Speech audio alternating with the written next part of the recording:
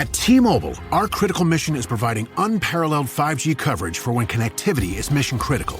Introducing T-Priority, America's best 5G network experience for first responders, even in times of congestion. More capacity, faster speeds, better coverage. T-Priority from T-Mobile, built for tomorrow's emergencies, ready today. Discover more at t-priority.com. For qualifying organizations on eligible rate plans, coverage not available in some areas and may be impacted by emergencies.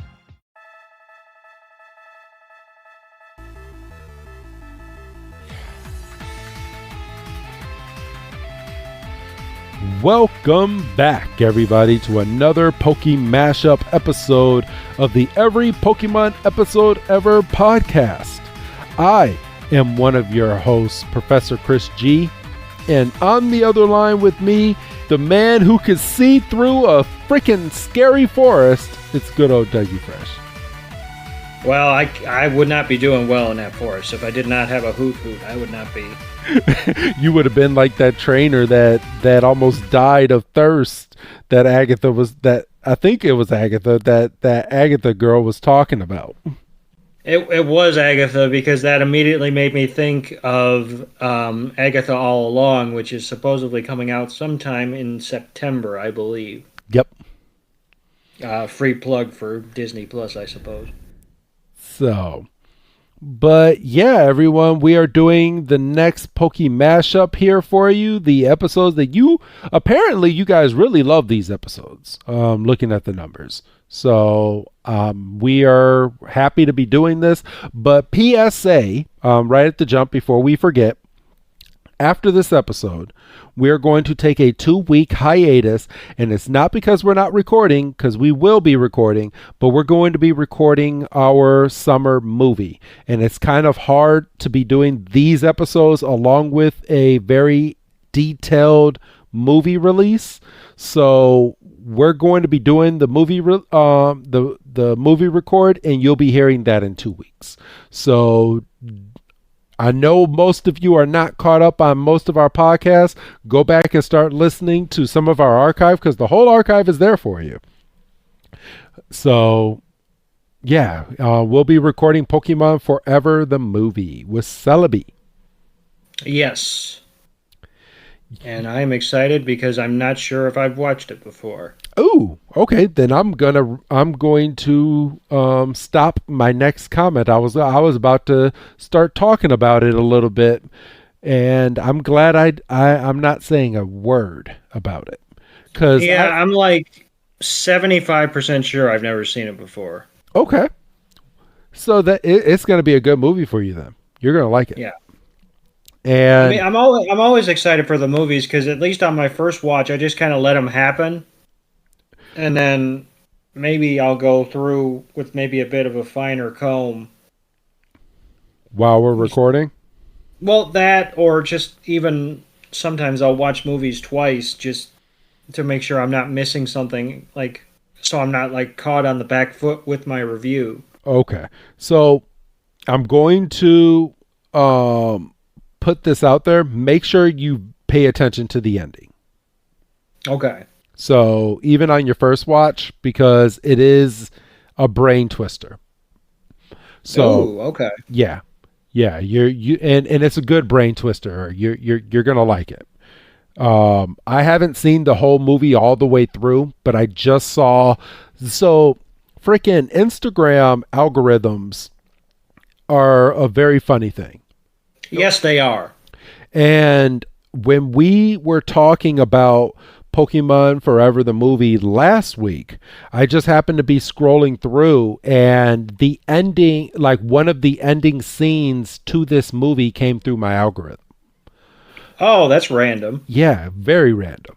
So I happened to see it. I haven't watched this movie all the way through, but I did get the ending to the movie, which I did appreciate, because now I'm going to be looking out for it. And yeah, it really made me think. So okay. So I'm just going to go ahead and throw that on out there for you.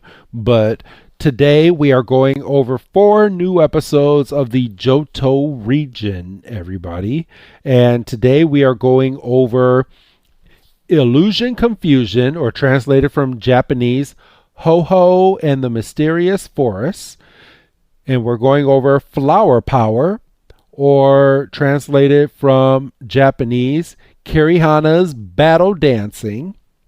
We're going to go over Spinarak Attack, or translated from Japanese, Itomaru, Big Police Investigation.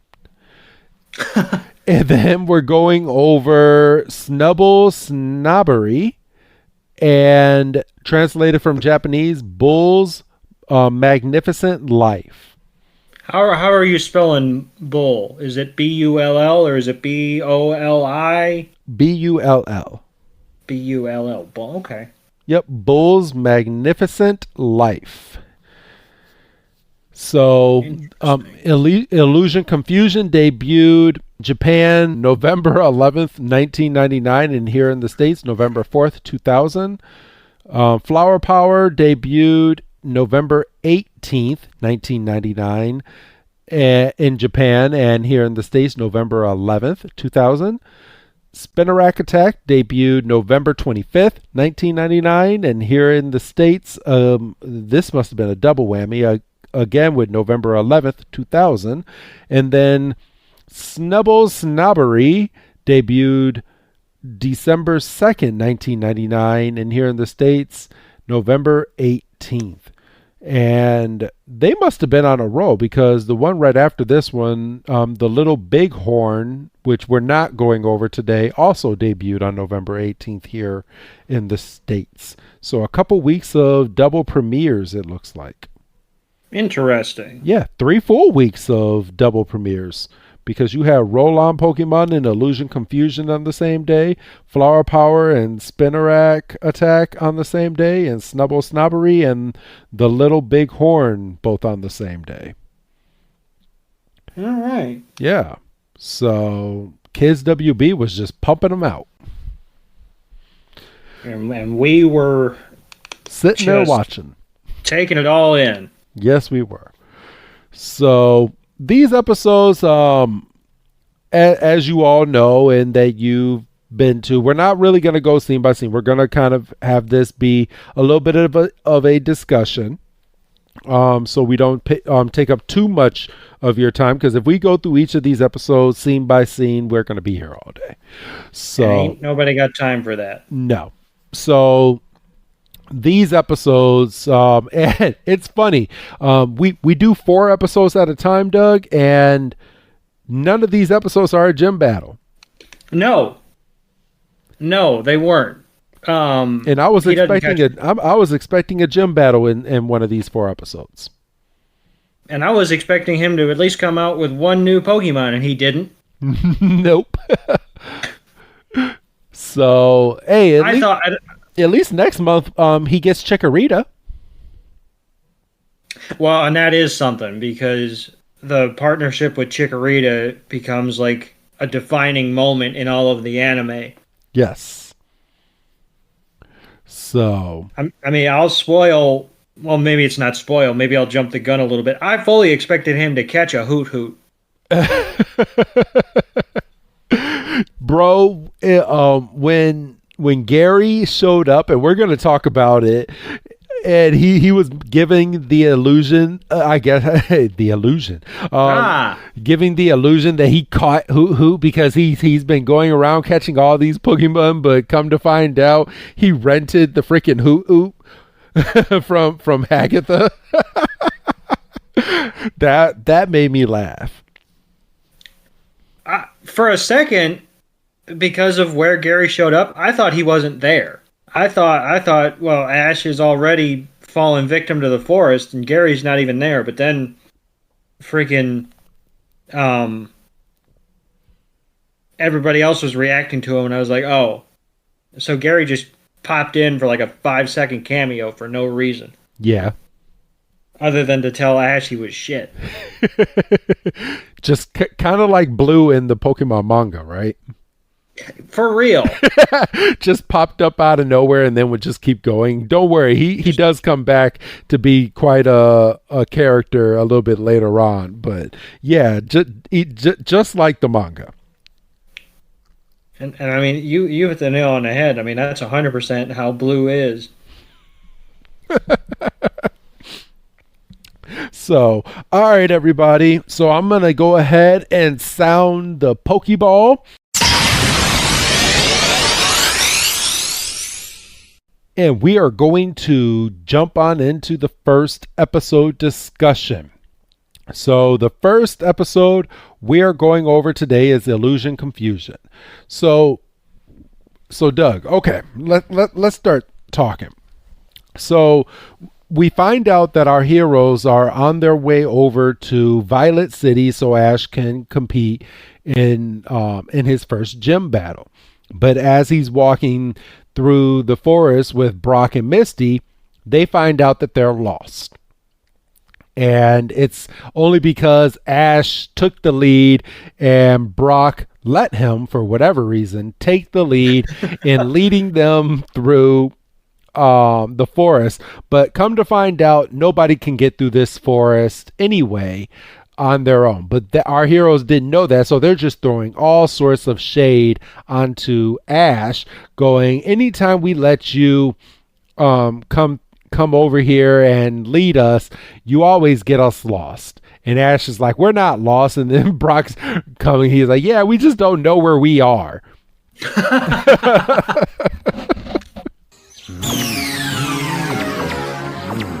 Don't tell me. We're lost again, aren't we? We're not lost, exactly. Oh no, we're not lost, it's just that we don't know where we are. This always happens when Ash is in charge. Pika.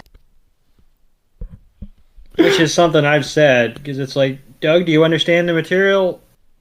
No, but that's not my fault. I feel like we're going to get there in another generation or two. Like when we finally hit episodes that we haven't really like I've seen a lot of these episodes, don't get me wrong, but I haven't fully, I guess, watched or like paid attention to a lot of these episodes. So when we're going through some of these episodes, probably in a generation or two, I'm going to have to really sit down and really watch some of these episodes, because some of these in the Johto region, I can kind of go over like off of memory. I mean, yeah, I rewatch these because, I mean, we need to know what we're talking about when we're going through these. But a lot of these I could put on in the background, have a cup of hot cocoa and kind of kick my feet up and maybe play Pokemon Go while I'm watching the episode, because I kind of know what's happening. Is that kind of how it is with you a little bit? You're drinking hot cocoa in July? Hell yeah, I love hot cocoa. Ask my daughter. She drinks it every other day in the freaking morning. Well, you know. She and it has to have marshmallows in it, and God forbid if it doesn't have any marshmallows in it. Well, yeah, we're not cave people. For goodness sake. She'll ask me and she'll be like, I want the hot cocoa with milk. I don't want it made with water. I want it with milk because it tastes better. It does. It does. And again, we're not cave people. So, but our heroes end up as they're walking, it's now nighttime, Doug, and the trees start to like get faces on them, and they're scaring our heroes. And then that's when we get the impromptu Gary coming through with his hoot hoot to kind of interrogate Ash. And Ash doesn't like this. No, because anytime Ash sees Gary, he's immediately reminded that he's not as far as he could be. Yep. Not so much just because Gary's ahead of him, but it's like, you know, how many, and I mean, this is getting very meta, but like how many weeks has Ash wasted where he just hasn't really gotten anywhere because he gets wrapped up in these adventures? Exactly. And in a way, and Ash isn't even thinking about this, but they run into Gary, which means that Ash was ahead of Gary for a second. until this moment. Oh, yeah. I And didn't even think about that. so, and in this moment, Gary's like, I was smart enough to go around and find a Hoot Hoot and capture my own Hoot Hoot to get myself through this forest, because I knew I couldn't get through this forest all by myself. I took a look at my surroundings and I was like, you know what? I need to take a break from catching all these other Pokemon and I need to find a Hoot Hoot. Unprepared as usual. Don't you know you have to use a Hoot to get through this forest? What do you mean? What happens if we don't? You'll get lost here. Forever. Forever? Pika? But you have a Hoot Hoot and you're still here in the forest. If you're not lost, how come we caught up with you? Oh, that's easy. I've been busy. I've caught so many Pokemon I must have lost track of time. You see, that's what makes me a great Pokemon trainer.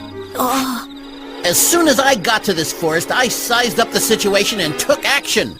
I realized I needed a Hoot Hoot and I got one. And personally, if I was Ash, I would have swallowed my pride for a second and would have been like, well, can we follow you out of this forest and then kind of separate?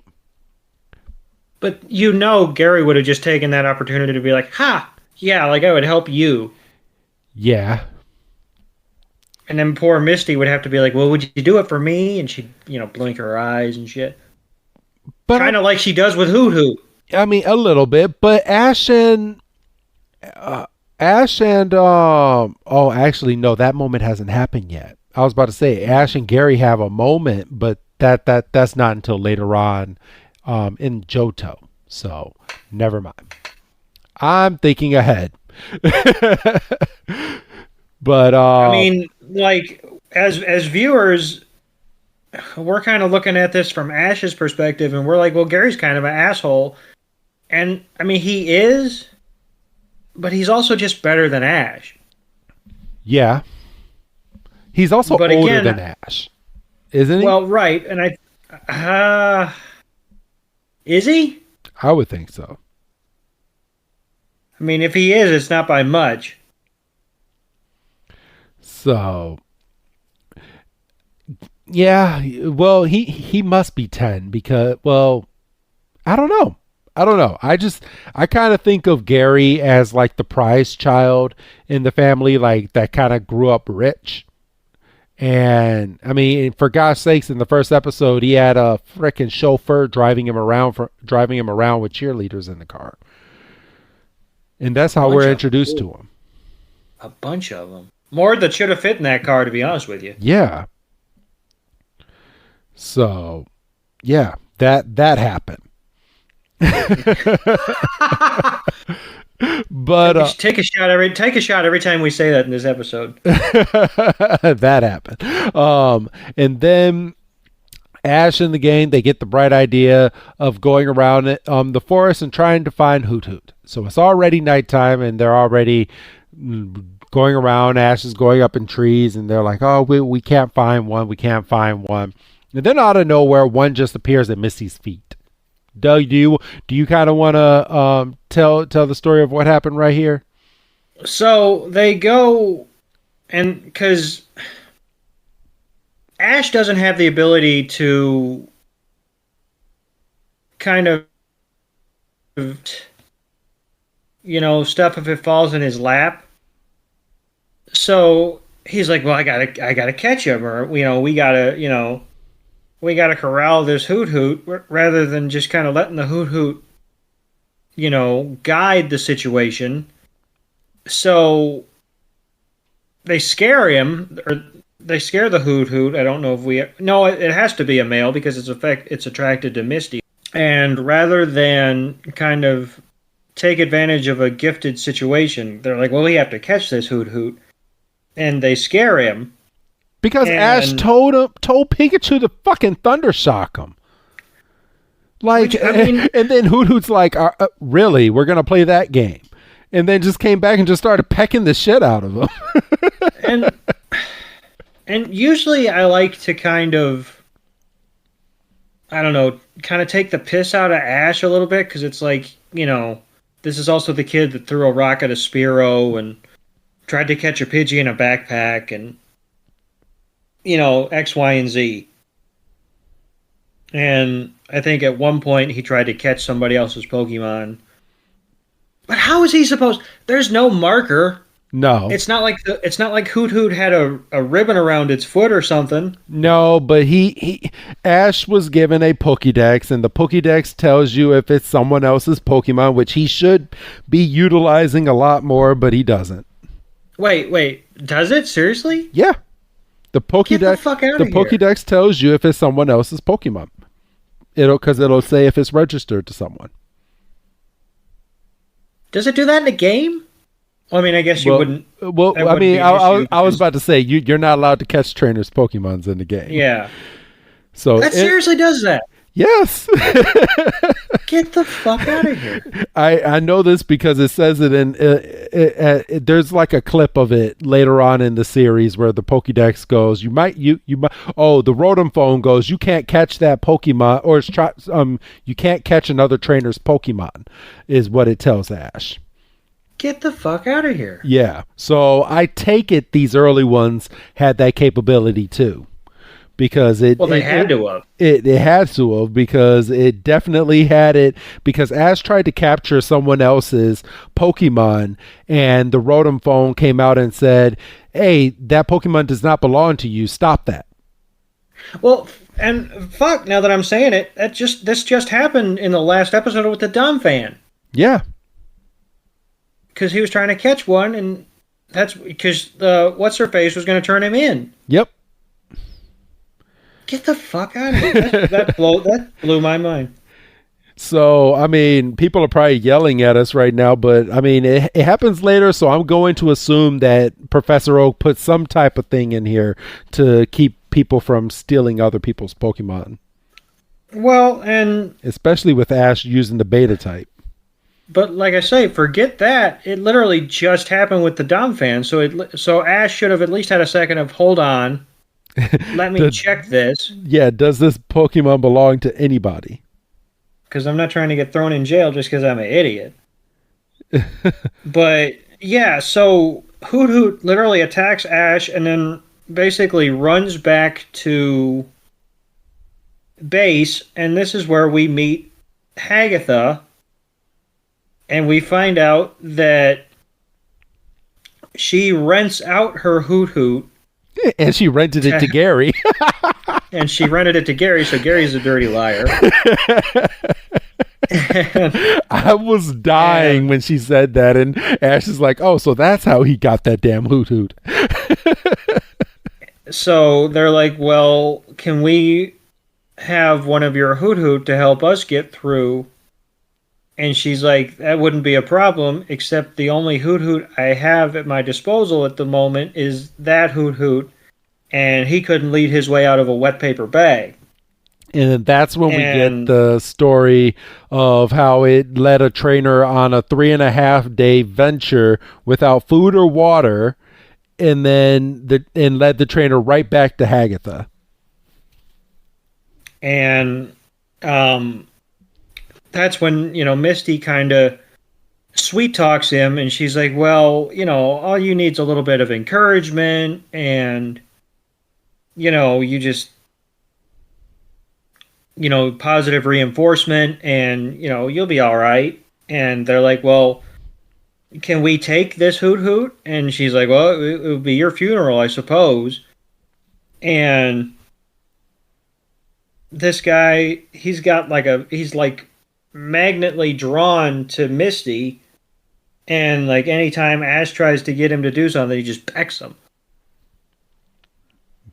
So they finally agree to take this Hoot Hoot, and they start going through the forest, and the forest starts to change, and Hoot Hoot starts getting scared. And Ash is over here telling the Hoot Hoot, okay, Hoot Hoot, use your foresight. And Hoot Hoot doesn't listen. And then Misty's like, come on, Hoot Hoot, you do it for me. And Hoot Hoot's like, okay, I'll do it for you. And then I'll run through a wall for you. And this is where Team Rocket kind of shows up into the picture as well, because they see that our heroes are being scared by a bunch of ghosts, but they can't see the ghosts at this time. So they go through and they're trying to capture Pikachu, and then we get the whole battle with Team Rocket, and then the ghosts end up turning on Team Rocket and trying to really help Ash and them. And they get Pikachu back. Hoot finally gains the courage to use Foresight and ends up helping our heroes get through the forest. And you want to go over kind of the ending to this? Yeah, and I will say, kind of as we're here, and this is kind of how we're going to do these episodes, and you seem to like it, so I'm not going to apologize, because that's my default when we're kind of going through quick. But I'm kind of sitting here going, we got 4 episodes to get through, and we ain't got 3 hours to do it. So yeah, we're kind of wrapping up, and the Pokemon that we're using the tricks on everyone, we find out are Gengar and Haunter. Yes, which thankfully we didn't have to get Dexter making an appearance, because we had like a full 3-episode Ghost Pokemon arc in Indigo. So yes. So they try to do like a duplication trick on Ash, and Pikachu just kind of says YOLO and shocks everybody. And we also got a scene of a Dragonite. Yes, and that kind of you were saying before we got on here, that kind of took you by surprise, and because I forgot he was in the episode. Yeah, and so did I, and Team Rocket was completely caught off guard, and they're like, "What's a legendary Pokemon doing in the middle of the forest?" Because they didn't think it was real. Well, no, they did, but that was the problem. So they get drug out of the forest because they're following a Dragonite, and Pikachu goes ham on the ghosts to get them to leave everybody alone, because they had Misty cornered with bugs because she's a girl. Yes. And they make it out of the forest, and then they run into Agatha's twin, Hagatha. It's one or the other. It's Nagatha. Nagatha. Okay, see, I wasn't even... I mean, I was in the ballpark, but I wasn't in the right seat. Yes. And they're like, "How dare you? She's my twin, but people say I look better." And yeah, there was a lot of jokes in this episode about Hagatha and Misty both not looking good, because Ash even threw out, he's like, how the Hoot is attracted to good-looking women, and Ash is like, yeah, too bad there isn't any good-looking women here. And that was good. I'm not gonna sit here and say I was too proud to chuckle at that, because I laughed out. I was like, "Ha!" And they make it back, and they return Hoot safe, and they call Professor Oak at the Pokemon Center, and your grandson's a dirty old liar. He sure is. He told me he caught a Hoot, the punk. And our last little scene of the episode is Team Rocket on a beach. But then we are snapped to reality, and we see that they're still smack dab in the middle of the forest, chilling under an umbrella. Yes. And that was the episode. Before we shift completely, okay. I'm sure we had this discussion when we did the Ghost Pokemon trilogy in Indigo. Yes. But they reared their heads again, so the conversation is relevant. I don't understand the physics of ghost Pokemon. Okay. So as in what? Because, like, okay, they're ghost Pokemon, right? Yes. But Pikachu can shock them. Yes. So That doesn't make sense. So the thing with ghost Pokemon, and this is the most that I can gather, and I'm sure you remember this from the video game. So regular attacks that you have to physically touch them, do not work. So normal attacks do not work on ghost Pokemon.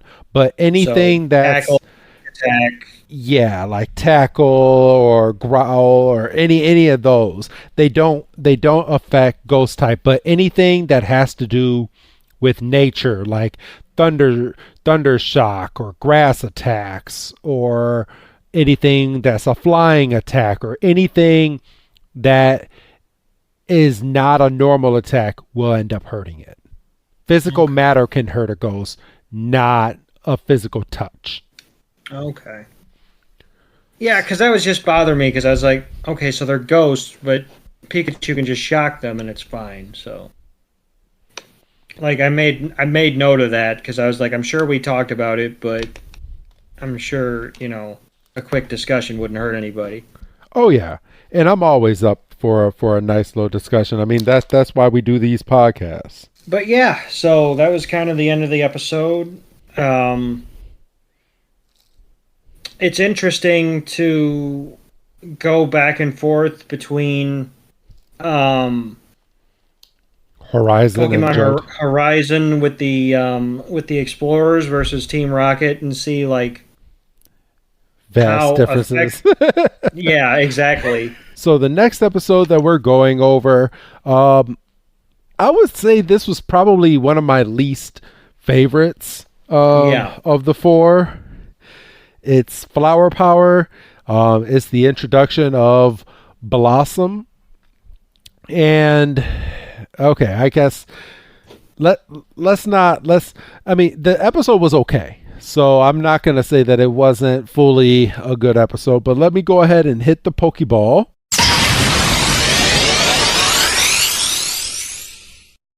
And let's go ahead and jump on into this episode. So this episode literally, see, I miss how episodes used to do this. So this episode literally, it comes off the tails of the forest that they were just in, and they arrive in I think it's supposed to be like Florida, but it's called Florando. Oh, I didn't even catch. So it's like a combination of Florida and Orlando. Yes. That's funny. I didn't even put two and two together when I was watching them. So they end up in Florando, and as they enter the city, a local girl hands them like a little tiny pamphlet, and it's kind of advertising their annual Pokemon exhibition. There's so much to see. What do you guys think we should do first? Check out the Pokemon exhibition.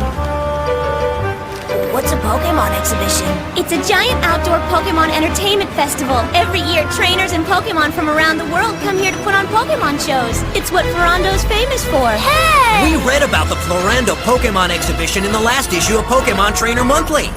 Hey, you think I could do a show with all of my Pokemon? Sure. We find out that there's a girl named Bailey who has two Blossoms. She trains her Blossoms to be kind of like a dancing Pokemon. She used to go around and battle, and she would train her Pokemon to dance to kind of like have their opponents like miss attacks and all of that. It's kind of like capoeira, like Brazilian dance fighting. Yes, is kind of how I was like, oh, I could tie it back. So, but let's see, they're having a problem performing their special move during their performance. Yes. And Doug, I'm gonna hand this part over to you. Let's start this off kind of with the Team Rocket, because Team Rocket makes a lot of appearances in this episode. So yeah, so we get Team Rocket, and they show up, and they're like, "Well, we need a way of making money," and they're like, "How? What is something that we could put together quick?" And they're like, "Oh, duh, we literally have a talking Meowth." So they're like, we're gonna stand on the street, and we're gonna be like, come one, come all, come see the talking Meowth, and then Meowth can literally do like stand-up comedy, or he can do whatever because he's literally a talking Pokemon, and they'll be turning their pockets out trying to get the money, and they're like, all right, and they gather a decent sized crowd in like 30 seconds, and they get Meowth center stage, and he freezes.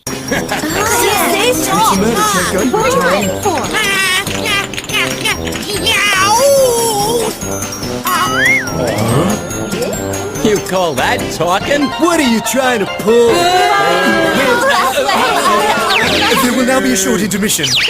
What's the matter with you, Meowth? Why didn't you say something? Because I get very inhibited when I'm being exhibited. But the crowd won't give us a cent if you don't talk. I can't think of nothing to say to all them people. And then he starts telling some jokes that James is trying to tell him to say, and they start losing the audience immediately. And they're like, and the audience turns to leave, and Jesse and James are like, well, the show's not free, and somebody in the crowd's like, well, it should be. And if you're charging people for that, you ought to be thrown in jail. And Meowth's kind of sitting there like, well, I can only work with the material you give me, and James was giving me, crap material, and James is sitting there like, that was gold. It wasn't. No. And I mean, poor Meowth literally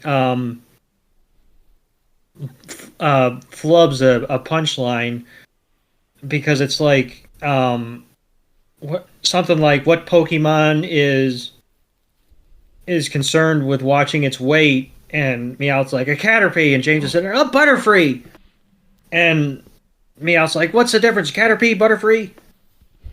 It's a big difference, and it is a big difference, because butter free, get it?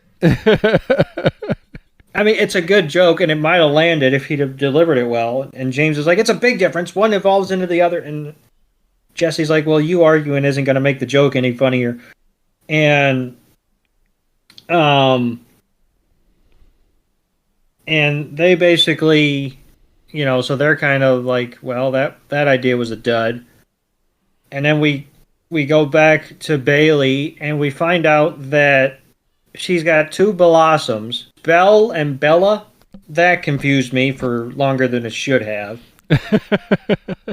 And we have Team Rocket going through the town with a big old bulldozer as well. Yeah, so they decided, because they were going to try to be, kind of honest with their way of making money. And then, their one idea didn't work, so they're like, screw it, we'll just rent a bulldozer, and we'll just fucking wreck the whole festival. And when has that ever helped Team Rocket? Well, you would think they would learn, for goodness sakes. For real.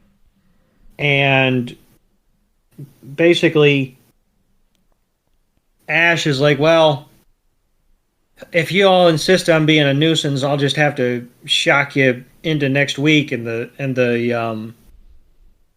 performers at the festival are like, no, this is our fight. They're trying to wreck our livelihood. We'll deal with them. There's a lot of street Pokemon. And obviously the Blossoms. And we should point out that the problem that one of the Blossoms was having was they get lost where they are, in midair because it's a flipping trick. Yes. And the blossom that flips gets lost in the air. Basically, they should literally swap spots, because if one's getting lost, the other one can do it, and the whole act would be a whole lot better. But instead, because it's a kid show and it's about learning a lesson, the one that gets lost and has a case of the twisties basically has to grit her teeth and get through her problem. And, she does, and that's kind of the crux of the solution of how they get rid of Team Rocket. And there's a cute scene with Pikachu kind of learning the choreography with the Blossoms. Bailey's kind of like, hey, Pikachu, you're kind of picking up this footwork pretty quick. You're going to be untouchable in your next battle because you're just going to be, light on your feet. You're going to be dipping and dodging all over the place. And Pikachu's like, all right, add that to the arsenal. And if I ever evolved, I'd be untouchable.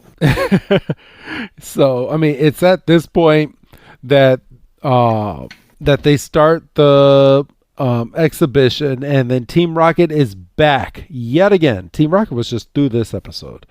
They are literally trying to earn their three strikes on this episode. And they come back, and they're showing up as I think they're called show announcers. So they come up, and you get like a little glimpse of the real show announcers, that they're tied up backstage, and they bring out all of the contestants and their Pokemon on stage, where Meowth drops a net from above and steals the performing Pokemon. Team Rocket starts to leave in their Meowth balloon, but Ash has Heracross throw Pikachu all the way up into the air. Pikachu. He got way too much air off of one Heracross toss. Hey, we found out that Heracross that they got is a really, really strong Heracross. Of course it is, because the plot dictated it. And then Pikachu soared all the way up past the trio and grabbed the balloon, and then Thundershocked it to pop it. Ash and his friends and Bailey rush to the crash site nearby, but Jesse and James are unfazed and call for a battle, of course. And then Team Rocket sends out Victory Bell, who latches onto James' head and Arbok. And thanks to Bailey's training, Pikachu is able to dodge Arbok's poison sting and Victory Bell's takedown with ease. And as the two try to tackle Pikachu, Pikachu jumps up, causing Arbok and Victory Bell to collide into each other. And then Victory Bell ends up using Wrap on Pikachu's feet, and Arbok tries to use Bite. However, Bailey is able to free Bell and Bella during the chaos. Man, it's hard to say Bell and Bella. Right? And tells them to use their special move. And then they do it, and they succeed. And they hit Arbok out of the way. Jesse recalls Arbok before Pikachu lands a Thunderbolt onto Victory Bell. And then next, Blossom used their Tornado Twister dance move, which sends Team Rocket blasting off again, and the other performers are reunited with their Pokemon, and the exhibition goes on. And Bailey has Bella and Belle perform. Let me find out what this thing was called. The Bell-Loop-de-Loop is what it was called. Successfully on stage, and that is how we end up ending the episode. And then we have a post-credit scene, or, well, I should say pre-credits. Basically a tag where we see that Team Rocket is still spinning through the town. Yes. So, decent episode. Not one of my favorites. No, very filler. And I mean, I know that's taken on like 12 different meanings since we started doing the podcast, but yeah, I think our loyal fans know that if we say filler, we don't mean it's not a positive term. Yeah. Because literally, if anything would have happened, it wouldn't be filler. Exactly. But literally nothing happened. No. So, yeah. So that episode happened. It It was. It sure happened. It's boy. If you can say one thing about the episode, it sure happened. Yes, it did. So, all right. I'm going to go ahead and sound the Pokeball. We're going to get into the next episode, which is Spinarak Attack.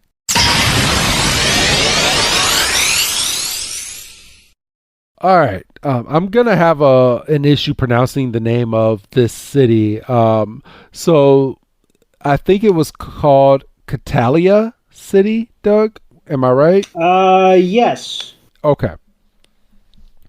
So everyone arrives in Catalia City, and Ash and his friends encounter Officer Jenny right down the road, and Brock does his normal, "Oh, hi, Officer Jenny. I'm for you, Officer Jenny. I'll do anything for you, Officer Jenny." And that's when we find out that Officer Jenny had talked to the previous Officer Jenny when it came down to the Pokemon kidnapping in the very first Johto episode, and that they have been dubbed the official trio. What is it? The official trio for like crime fighting or something. I mean, yeah. It was like, "Oh, you're crime fighters," and nobody corrects them. They're like, "Yes, right, we're crime fighters. We're dry cleaning our capes this week." Exactly. And so we find out that there's been a robbery, and that the hero, or that the thieves are portraying a famous thief by the name of the Black Arachnid. A thief that once terrorized Catalia City over 100 years ago.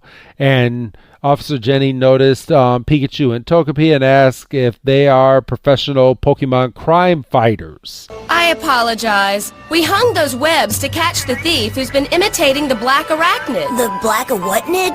The Black Arachnid was a master criminal who lived here over 100 years ago. Right, officer?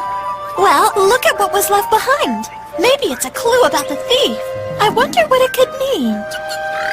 Pikachu? Togepi? I don't suppose you kids are those professional Pokemon crime fighters I heard about, are you? What makes you say that, Officer Jenny? You see, I just got a letter from my sister in New Barktown. She told me all about how 3 trainers like you helped her crack a Pokemon burglary case. Oh, she means when we rescued the Totodile. Yeah, that's us!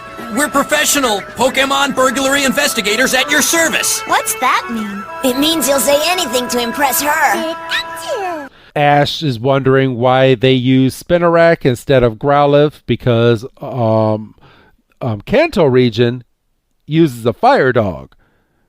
Johto uses a frickin' spider. Meanwhile, there's a perfectly good Houndour that would... That blows my mind. So, Doug, I'm going to have you kind of go through the tale here that Officer Jenny gives us and how it kind of ties into Team Rocket in this episode. So, basically, Officer Jenny explains that generations ago... 10 generations ago. Oh, thank you. I did not realize they put a number on it. 10 generations ago. Well, she said over 100 years, which is 10 generations. So, shit. Yeah. Okay, good talk. During the reign of the original Black Arachnid, which that pissed me off because they said Black Arachnid multiple times, but nobody made the connection that Arachnid is the evolved form of Spinarak. That pissed me off. Well, Officer Jenny did say that hers is an ancestor of the original Arachnid. That's true, but they didn't make the anyway. I mean, we didn't even get a freaking look at it. I mean, we got a Pokédex entry for Spinarak, obviously, but we did anyway. And basically, the original Black Arachnid was going around, and he was a thief in the night, and nobody could catch him. And her great I'm not going to do all the fucking greats. Grandmother was on the case, and she was tracking the black arachnid, and he was on the bridge on his way out of town and got caught using her Spinarak. They got caught, and ever since then, the town has been so grateful to Spinaraks that the police force adopted Spinarak as their official Pokemon partner, and we go into the police station, and it's just Spinaraks, and they're just on webs, and Misty just about has a heart attack. Has a heart attack, and she's like, "This is ridiculous," and Ash and the crew are treated like these big deals because, again, they haven't corrected anybody, and they're in like a conference room with Officer Jenny trying to come up with like the next plan of attack, and some officer busts in and they're like, the black arachnid is on the loose again, and this time he's like, he dropped a hint in the newspaper, saying that he's gonna hit this mansion because the guy has this priceless statue, and which is stupid of Team Rocket. Well, yes, and I don't know if we've mentioned it before, but this is as good a time as any. Team Rocket is the black arachnid copycat. We see Meowth trying to pick a lock with his claw, and he literally snaps a nail off in the lock, which had to hurt like a bitch. Yeah. Well, and not even just that, but throughout the episode, Jessie is bullying James because we know that James has a bottle cap collection, as we've seen in previous episodes. She's making him use the bottle caps as a payday move because Meowth does not know payday. Does not know, and apparently doesn't want to learn, which is another thing I made a note of. Why couldn't we just train Meowth to use payday? Because Meowth doesn't want to. Because Meowth is a lazy cat. He's a lazy cat, but, I mean, we can go back a couple episodes to Ash's, pep talk to the Hoot Hoot. You're a Pokemon, fucking act like it kind of thing. Just like that, Doug? I mean, obviously you couldn't say that because it's a kid's show, but, I'll get canceled for it. But, yeah, so poor James is sacrificing his bottle cap collection because Meowth's too lazy to learn one move. Yes. And he's like, well, maybe we don't copy the black arachnid. Maybe we do something else because I don't want to lose all of my bottle caps. And Jessie's like, well, stop being a wimp and just do it. I mean, poor James. poor James gets routinely dunked on and routinely yelled at throughout the entirety of this series. Yeah. And he just has to take it. I mean, he's I don't know. Poor James, Poor James. Well, I mean, in so little ways, I mean, James could have taken so many different routes because, I mean, we found out that James was a part of a biker gang and he had other friends. Mm-hmm. He also got married. He almost got married. He was also very, very rich, or he is very, very rich and just doesn't go home. And he can easily go home. And his parents even said at the end of that marriage episode, he doesn't need to marry in order to get the lump sum. And he chose to go with Jessie. I mean, I don't know. I don't get it. So maybe he likes being yelled at. Maybe that's his thing. Maybe that's his thing. Maybe that's, you know what? I love this podcast because you never know what alleys we're going to come down. I mean, you don't know what's going to make a certain episode. You don't know who's going to get censored. You don't know. But I just love these episodes because it's like Yeah, these episodes are lackluster, which means we're going to have a lot of tangents, and our tangents usually turn into good content. I mean, not to pat ourselves on the back too much. Yeah, for real. And I've still got a question I'm going to drop on you at the end of this episode to take us out. Ooh, okay. So after the police force receives a letter of where they're going to do their next attack, the Black Arachnid plan on stealing the mayor's prize trophy at midnight. Ash sends out Squirtle, Bulbasaur, Charizard, and Heracross to stand guard. Spinarak creates a web around the perimeter, and Jenny, Ash, and his friends remain inside the mayor's mansion. And when midnight hits, the Black Arachnid does not show up, which we find out is because Team Rocket fell asleep. Huh? Ah! This ain't a stakeout, it's a pig out! Where are your manners? Aren't you going to offer us anything? Talk about rude! There's no way! How'd you get in here? If you must know, we've been hiding out in the attic. All day. Well, at least since we left the letter. In other words, we outwitted you again. I didn't think you'd be able to get through our webs in Pokemon. So? Then why didn't you just come at midnight like the letter said? Ah, we fell asleep. Typical. Well, copycat burglars need their catnaps too. Now, enough chat. Payday! Please don't make me throw them! Do it or else! She wouldn't say that if they were hers.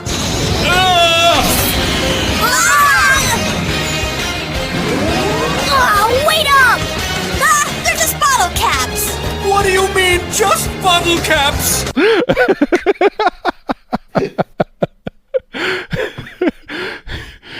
Poor man. James. Poor James.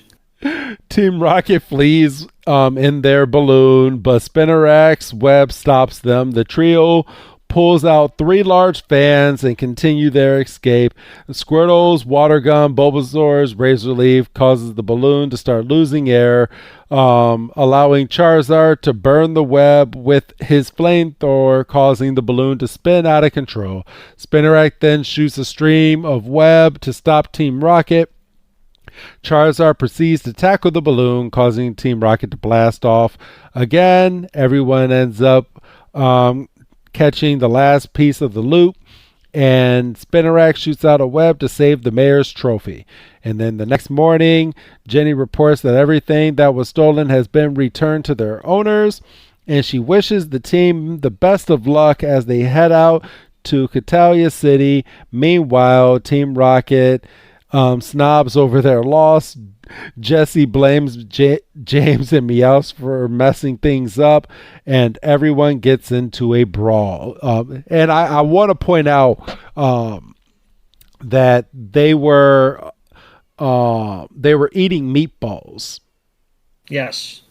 And Jesse grabbed the last meatball, and they got into like a little brawl. So because James and Meowth were going for it at the same time, and they got their forks tangled up, and because they got their forks tangled up, Jesse could just swoop in under and just help. Yep. And Charizard had a funny moment when Ash was throwing everybody out to take guard. Heracross went up in the tree. Squirtle was in the pool doing laps, and Charizard stood next to the fountain, and he was like, "Wah!" And Ash is like, "Could you keep that up all night?" And Charizard's like, "Bet." So he's just sitting there, ah, which can't be good for you. No. You know, like even if it's like a fully evolved Charizard, it's like you're using your flame for, frickin' 4 hours or whatever it was. That can't be healthy. I know. So, yeah. What was the question that you were going to ask me? Oh, well, yeah. I mean, we're here. So we finally got the release of EA Sports College Football 25. Okay. It's the first college football game in over 10 years, and everybody's, going gaga about it. I've got it. It's a great game. Worth the wait. It's awesome to play through. And it got people thinking, because like we waited 10 years for the next installment of the series, and it's been worth the wait so far. And it's got people talking about games that come out on a yearly schedule. You know, your Maddens, your MLB The Show, WWE 2K, NBA 2K, you know, what have you. And the discussion turned to, would video games be better if they had more time to bake, for lack of a better term? Oh, 1,000%. And I was going to pause to you in terms of drawing it around to the Pokemon game series, because people were up in arms about, oh, well, they're not doing a game this year because they announced what? Arceus Z or whatever is coming out at some point in 25. Pokemon Legends ZA. Right. And they're like, oh my god, they took a year off. How dare they? But what if ZA comes out and it's a banger? It will be, because Arceus was a banger. Right, and they took their time on that. So, and like, if you look at like Madden and your 2Ks and all that, the common argument is, you know, because people are going to buy it, but then you also got the people that bitch. Well, it's just a $60 or $100 if you get the deluxe. It's just a roster update, and maybe the graphics are a little better, and the, you know, everything. And like, that's a valid argument. And, you know, shut up, because I'm still going to buy them. But like, and I mean, this whole argument could be null and void next year when if they release NCAA, or well, it's not NCAA because something with the licensing. If they release College Football 26, and then, you know, you got the, well, boy, this is just a $60 roster update. Well, yeah, but I mean, these games are popular. Yeah. Whereas, you know, you don't see a Legend of Zelda every year, or you don't see you know, you might not see a freaking Mortal Kombat every year. I was about to say, I'm going to pull back because I know how people are. We do get a new Zelda every year. It may not be a full-blown, like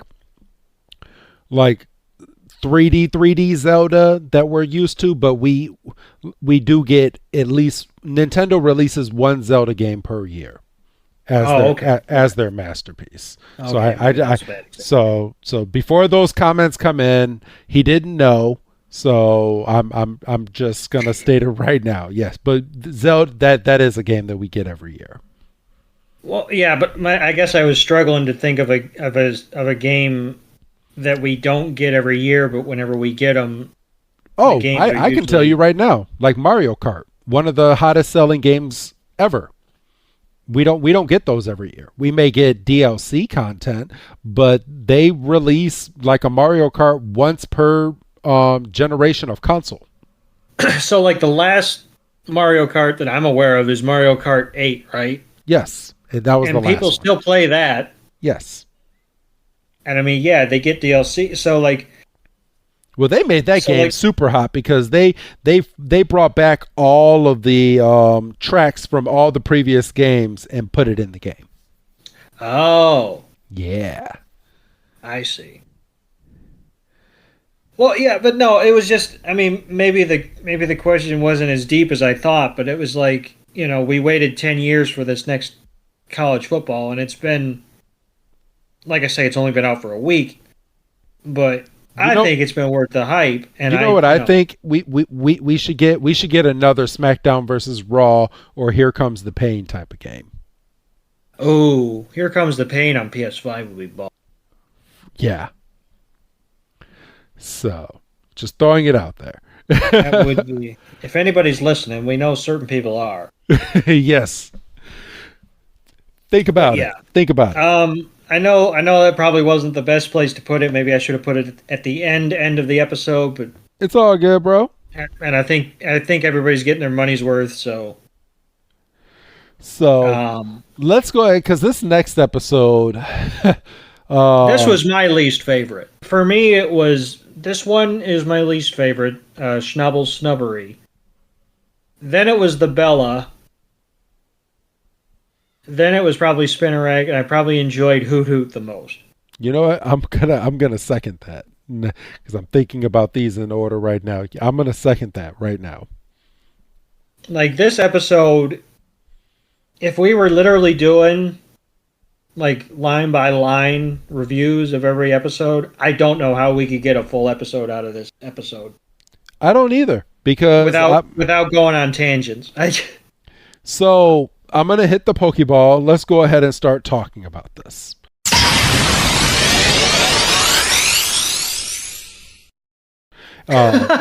One sentence and we're out. Yeah, Snubbull Snobbery. So this episode, and I don't mean to go through this episode super quick, but I mean, you're not missing much, anyone. No, you're not. So the episode pertains around two Snubbull. There's a girl Snubbull and a boy Snubbull, and they are supposed to get married and go off and have more Snubbull.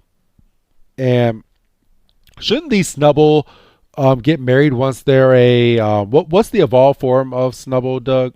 Oh, it's a Grumble. Grumble something. Yeah.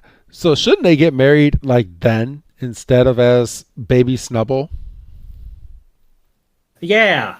I mean, just in my head. But they are on their way to Violet City. They end up in a town called Palm Town. And while gazing at one of the mansions, they notice three men frantically searching for something through the streets. Misty suggests that they go looking at the house of movie stars, which I guess is over in this town, which Brock only agrees because he thought of the actresses that might be over there. Brock's trying to fucking look into windows and shit. I know. and forgive me if I forget what episode it was, but there's a line, and I think it might have been the Spinarak one. He has a line of, "Think about all the pretty young women in the town that need protecting." And I was like, boy, that sounds creepy. Just a little bit. A Growlithe ends up charging around the corner. Oh, a Growlithe. What about a Growlithe? Because we had Spinarak as the police force Pokemon in the last episode. But you talked about how Growlithe are in other stations. Yeah. So, but I'm just sitting here. I'm just banging the drum for Houndour. But that's just me. Especially I think we have an episode coming up that I think deals with that. Yeah, we do. So we find Ash tries to calm down the Growlithe, and come to find out, we find out that a Snubbull was on the Growlithe's tail, which is why the Growlithe was so frantic. Hey, a Growlithe! Something's making Growlithe awfully upset. You gotta settle down now, Growlithe, otherwise we can't even try to help you. Wonder what's wrong. I think something's been chasing it, Brock. Huh? Is that a Pokemon? Wow, it's a Snubbull. I've never seen one of these before. Cool. Let's see what Dexter says. Snubbull, the fairy Pokemon. While it may appear gruff and grumpy, deep down Snubbull is a kind and caring Pokemon. It must be kind and caring way deep down. Snubbull. You better let an expert handle this. Snubbull? You won't snub me, will you, Snubbull? Hey, look! Pink ribbons. I guess that makes this Snubbull a girl. Snubbull. I guess you are, huh? A grumpy girl who's not afraid to chase Pokemon. That reminds me of Misty in a way. Snubbull. There was a woman there to thank the three for saving her Snubbull, and they explained that Snubbull is arranged to be married to another Snubbull, and Brock has a big old problem with this, and he's like, your Snubbull doesn't seem too happy to be about going home. You want to talk about this, Doug? Yeah, and this old rich upper crust woman's like, oh, hoity toity toity. I don't know why she's Irish all of a sudden.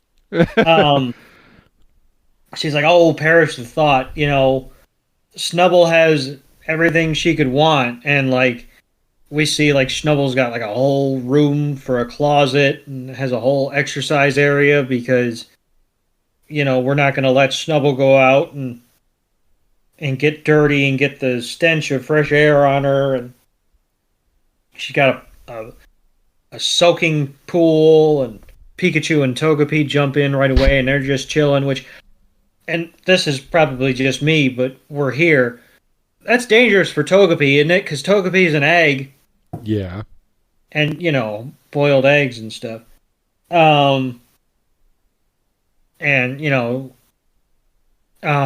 sitting down at dinner, and Snubbull kind of, puts her nose up at the food, and the woman's like, oh, go back in the kitchen and fix my Snubbull something she'll want to eat. And he's like, I've literally gone through everything I know how to cook. I've got nothing. And Brock's like, well, hold on a second. I've got popcorn balls, which bullshit. And then Snubbull goes over and just starts eating the mess out of it. Just a hum nom nom. And the woman takes note of that, and she's like, well, I'll have plenty of popcorn, but they're rice balls, folks. Yes. Which I don't know why us Americans couldn't be shown rice balls. Because it's not a part of the culture, dog. Just like those fucking donuts. If those were jelly donuts, I'll eat my hat. And even when the old woman came out, when they found Snubbull, she picked her up and she was fighting the whole way. Snubbull just wants to be out and be a Snubbull. Yes. And it just wants to roam. That's all it wants. Obviously, and this old tail. Woman and bite tail, because by God, it loves to bite tail. What's wrong with that? And Brock's like, maybe instead of just giving your Snubbull everything she wants, maybe you should just listen to her rather. And she's like, oh, pish posh. And don't tell me what to do. Don't tell me what to do. I'm rich. I got money. This is as good a time as any, I suppose, to introduce Team Rocket into the situations, because this felt like a perfect opportunity to get more James was a rich kid backstory, because he talks about going fishing in his swimming pool when he had nothing to do, and I never caught anything. It's like, I never caught anything. All I know is the only kind of pool we had when I was growing up was a cesspool. For your information, growing up with everything can be terribly hard on a child. As a boy, I used to get so bored that the servants would have to take me fishing in our pool, which was so devastating, as you can probably imagine, because I never caught a thing. You've got some nerve fishing for sympathy. We'll smash it till every bone in your body knows what it's like to be broke. Come on, you two. This mansion is full of treasures that are ours for the taking if we can just sneak in quietly enough. They're never gonna hear us, Jessie. They got money coming out of their ears. Team Rocket goes in and they sneak into the mansion, and that's when we get the clip from the intro music video of Snubbull attaching itself to Meowth's tail, and Meowth freaking out and running around. Because that has to hurt. I mean, a Snubbull's jaws have to be powerful, even if it's, you know, a pampered Snubbull. And it's at this point that they're accused of trying to steal Snubbull, which they wasn't even trying to do. But they're accused of trying to take Snubbull. And James doesn't help things by sending out his wheezing and having it use smoke screen so they could get out of the situation. And then, let's see. And then we go back inside, and Brock points out that Snubbull looks agitated, but the woman says that she's just nervous and explains that she needs a companion to be happy. which is where we get the marriage plot, and we see a male Snubbull with a top hat, a monocle, and he's prim and proper, and they're gonna get married. I think she said like tomorrow. Yes. And it's a forced wedding is how they don't even call it an arranged marriage. They call it a forced wedding. No, yeah, it's not for love. It's not even for companionship. It's for convenience. Yes. And the female Snubbull's just like, nope, not doing it. And the the male Snubbull and his trainer, they seem to have their nose firmly stuck in the air. We go back to Team Rocket, and they're hiding out in the shed. They're like, well, if we steal the Snubbull, that old lady might have to cough up some ransom or whatever. I was about to say they want a ransom, and Meowth is skeptical because he's like, I don't want this Snubbull biting my tail again, because if it bites my tail again, that's going to be all of my tail. And he's sitting there freaking wrapping his tail in bandages. He's like, I'm not putting myself through it again. Realistically, he's probably down to like 1 or 2 lives. Yeah. Team Rocket goes back in, and Ash attempts to battle them, but Team Rocket releases hooks that clamp onto Ash's feet, immobilizing him, and then that's when Misty and Brock go in there, and they now have the freaking clamps on their feet as well. So after fleeing the scene, Team Rocket hides in the estate shed, and Jessie, annoyed by being in the shed, begins to yell at Meowth, but Snubbull protects him from her by standing in between them, and soon after latches onto its tail. Outside, Ash and his friends search for Team Rocket and hear Meowth's cry of pain, followed by him bursting out of the shed with Snubbull on its tail. Realizing they're caught, they begin to escape. Jessie sends out Arbok, who uses Tail Whip, followed by James, who sends out Wheezing. Ash then sends out Heracross, who's becoming more and more of a regular on these episodes, who attacks both Pokemon and defeat Arbok, but Arbok then gets back up when Snubbull then bites it. And, the old woman's like, oh, quit it, Snubbull. That's not very ladylike, and that's not very nice. and Brock's sitting there going, it wants to battle, tell it to use tackle. And you try it. Just tell your Snubbull to use her tackle attack. Huh?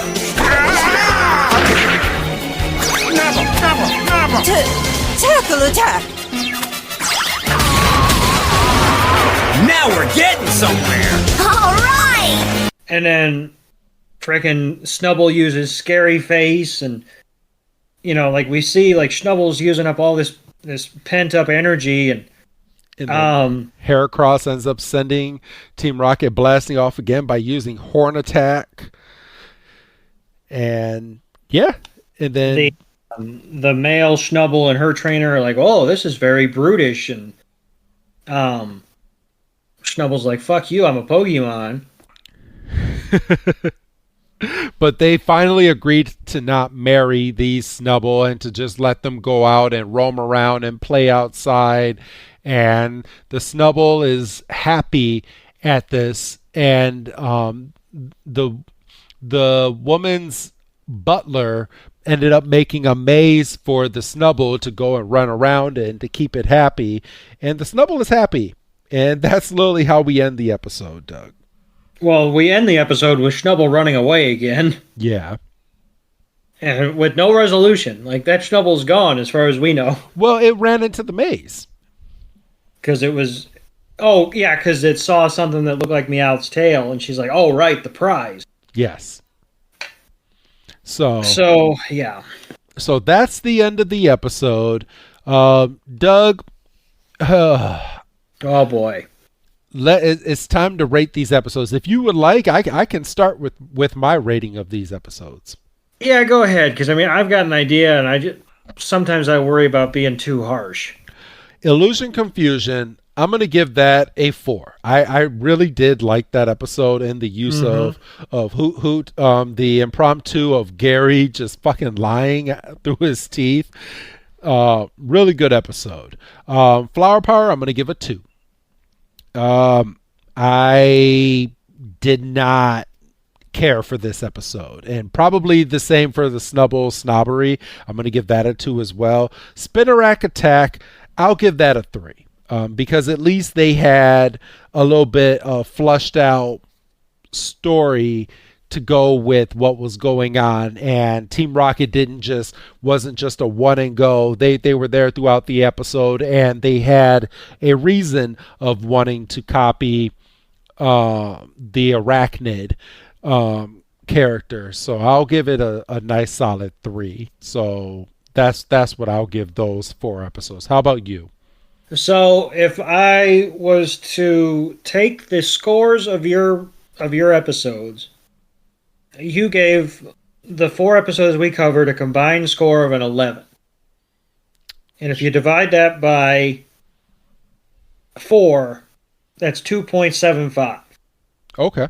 So what I'm going to do is I'm going to agree with you pretty much wholeheartedly, because none of these episodes were god-awful. Like, do we really have to review them as to warrant getting a 1? So I'm going to get in lockstep with you. However, just for rounding purposes, I'm going to give all 4 of these episodes an average score of a 3. Okay. There you go. So that is your 4 episodes for this week. That is it. I'm going to do a little bit of housekeeping.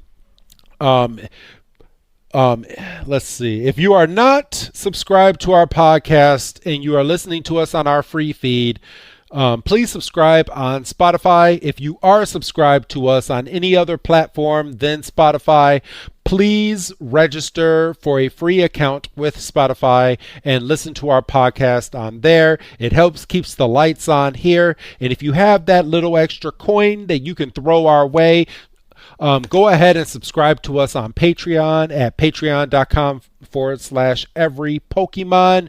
And we have our movie special getting ready to come up. And I know, just like all the rest of the movies, Spotify is very, very, very heavy on advertisements.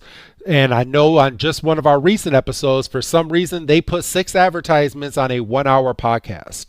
So I know it's going to probably be a little bit heavier on a 2 to 3 hour long podcast that you are about to get. We don't know the time length because we haven't recorded it yet, but we have a big feeling that there's going to be heavy ads. And if you want to listen to that podcast uninterrupted, and also be ready to prep yourself for the Pokemon manga audio drama that we're going to be dropping at some point.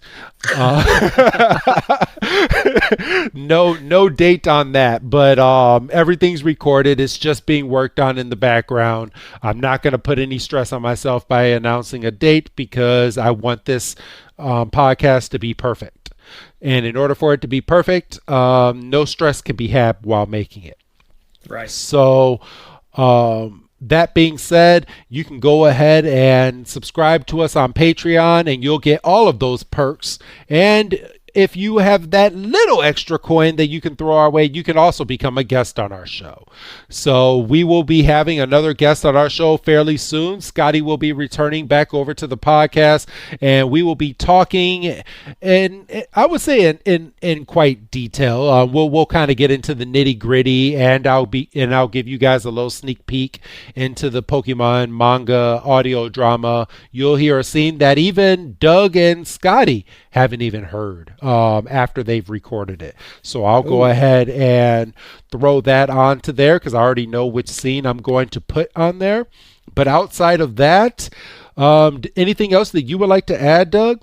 No, I just, these episodes are probably some of my favorite to record because they're less structured, just kind of like broad overviews. And, we're getting ready to do the movie, and those are always fun. Yeah, remember, you're not getting a podcast for the next few weeks while we are prepping and recording the movie, and that is the only reason you're not getting another weekly. So, just a heads up. Just a heads up. Those of you that are on the free feed should be fine. Yes. But yes, if you're on the Patreon, just hang with us. Maybe listen to a few of our older movies to prepare yourself. Absolutely. You know, the freaking Detective Pikachu is always worth a listen. That's one of my favorite ones that we've done. Yeah. So, you know, I think that's when we started using clips. So, so you actually get some audio with that one. Unlike some of our earlier stuff, not to trump it, but I mean the earlier stuff was still good. But I mean, I think the podcast is a little bit more listenable and a little bit more fun when you have a little bit of the audio to go with it. Yes, the first of our enhanced series. So if you want to kind of prepare yourself for what you're going to get here, you know, give that another click. But other than that, you know, we thank you for sticking with us for another week. And also, we want to thank you. We see that we've also jumped in the rankings for Pokemon Podcast, and you have made us the number 7 Pokemon podcast in the entire world, and we want to thank you for that. And we wouldn't have made it this far without any of you. Yes, and, you know, we don't plan on slowing down. No. You know, we're still doing Horizons. You know, we're getting ready to jump into part 2 of that. Yes. And I'm excited. You know, so yeah. So all right, then. Thank you for sticking with us. Go ahead and give your goodbye, Doug.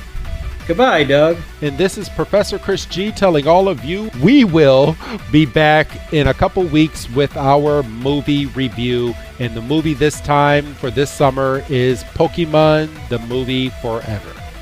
So have a good night, and we will see you on the other side.